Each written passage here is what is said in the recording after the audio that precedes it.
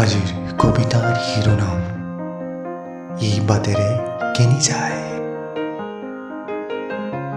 লাহেকৈ হাতত ধৰা বহুত ভিৰ, বতাহে হালধীয়াৰ কথা কৈছে।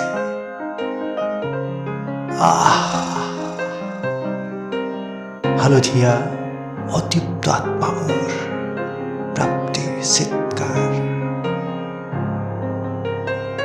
জোৰকৈ কোৱা, আকাশ আজি নীলাৰ প্ৰেমিক নহয়।